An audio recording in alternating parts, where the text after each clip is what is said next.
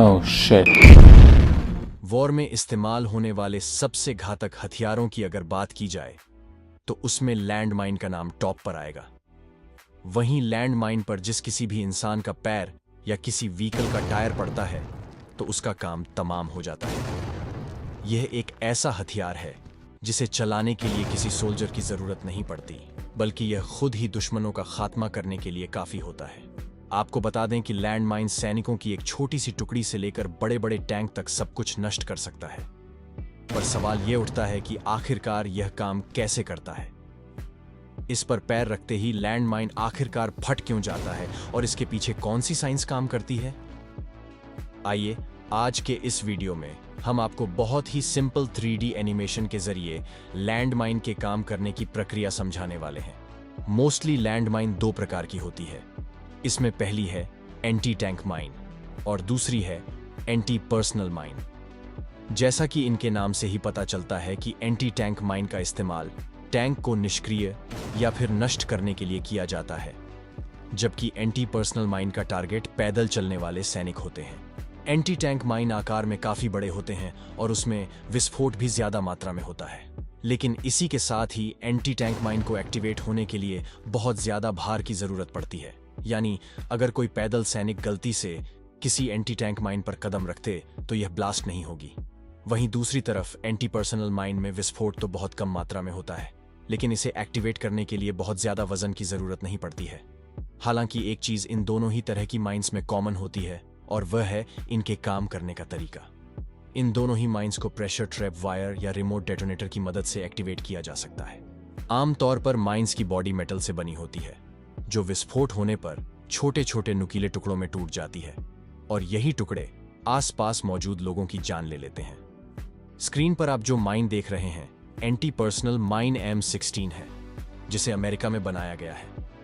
इसकी खासियत यह है कि यह जमीन के नीचे नहीं फटती, बल्कि एक्टिवेट होने के बाद पहले यह लगभग 1 मीटर ऊपर हवा में आती है और उसके बाद फटती है, ताकि इसका इम्पैक्ट ज्यादा से ज्यादा लोगों तक हो सके। जानकारी के लिए बता दें कि यह माइन 30 मीटर तक के दायरे में किसी की भी जान ले सकती है।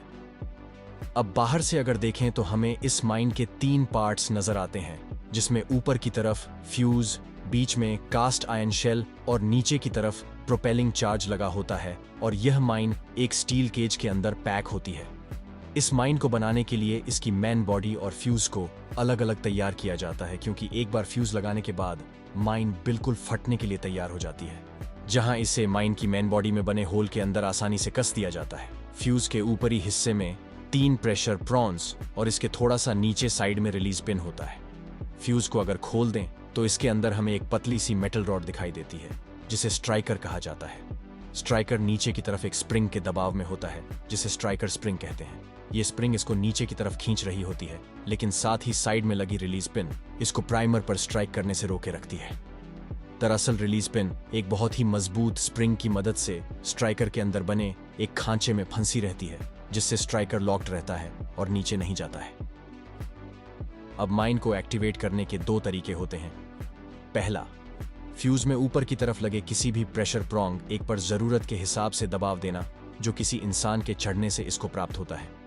क्योंकि ऐसा होने पर ट्रिगर का एक छोर जो वैज शेप का होता है, वह नीचे की तरफ दबाव बनाकर रिलीज पिन को पीछे धकेल देता है और स्ट्राइकर नीचे जाने के लिए अनलॉक हो जाता है। इसके अलावा दूसरा तरीका है रिलीज पिन को सिंपली पीछे की तरफ खींचना, जो आमतौर पर ट्रिप वायर सेटअप में देखने को मिलता है।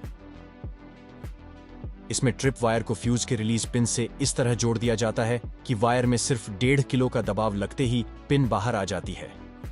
दोनों ही कंडीशन में स्ट्राइकर अनलॉक होकर तेजी से नीचे की तरफ जाकर प्राइमर से टकराता है।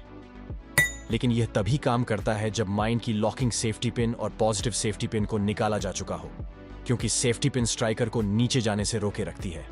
यानी माइन पर चाहे कोई भी चढ़ जाए या फिर रिलीफ पिन को ही खींच दिया जाए, अगर सेफ्टी पिन लगी हुई है तो माइन में विस्फोट नहीं होगा।